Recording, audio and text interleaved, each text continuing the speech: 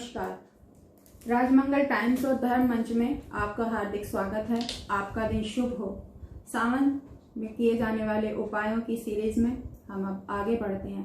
जैसा कि आजकल सबसे बड़ी समस्या कैरियर के बाद विवाह को लेकर है।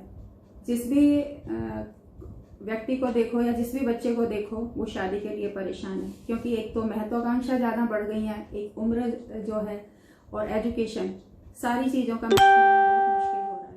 तो ऐसे में अगर किसी लड़की के विवाह में परेशानी आ रही है तो उसके लिए सावन मास में के उपाय करने का बहुत ही अच्छा लाभ मिलता है और त्वरित लाभ मिलता है।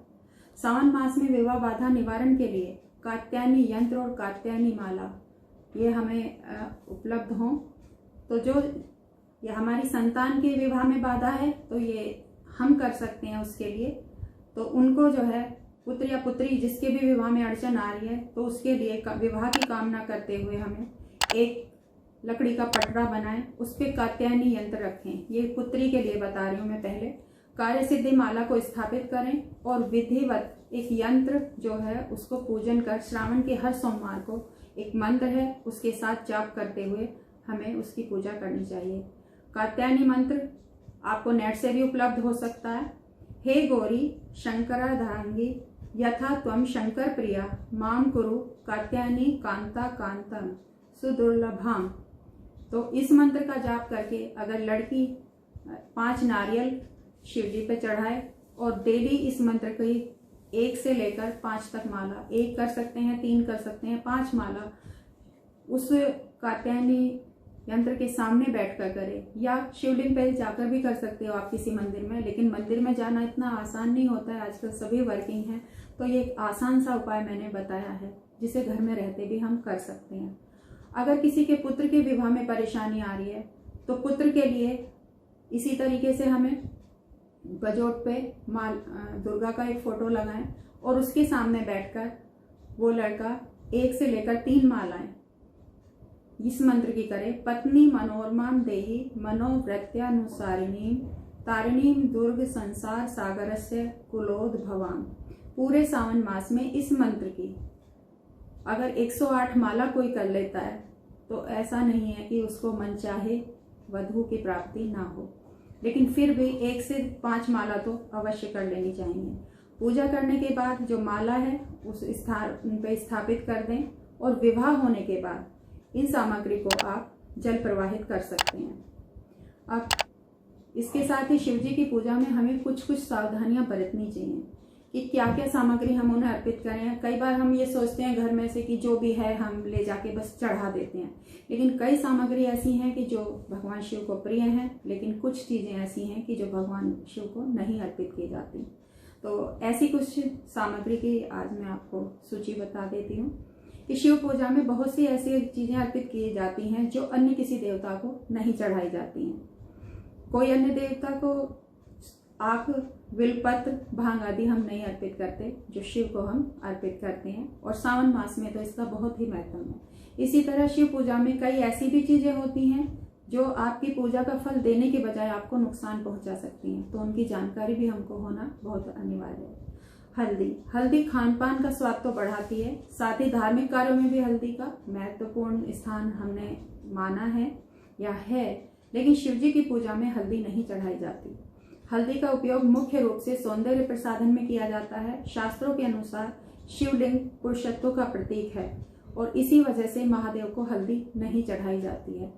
हम अगर बृहस्पति जनित कोई उपाय भी करते हैं तो उसमें हम केसर का दूध अर्पित करने के लिए कहते हैं। पीला रंग अगर हमें करना है, पीले रंग के पुष्प चढ़ा सकते हैं।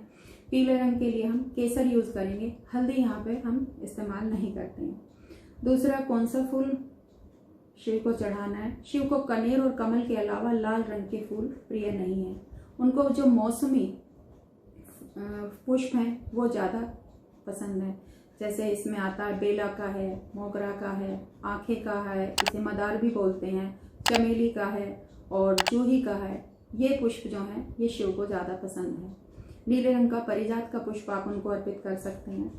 कुमकुम या रोली, कुमकुम और रोली जो है शिव जी को रोली नहीं चढ़ाई जाती, तो उनको हम सफ़ेद चंदन से अभिषेक करते हैं। सफ़ेद चंदन से बिल पत्र पर अगर हम तिलक लगाकर शिव का नाम लेते हुए अर्पित करते हैं तो हमारी बहुत सारी मनोकामनाएं पूर्ण होती हैं।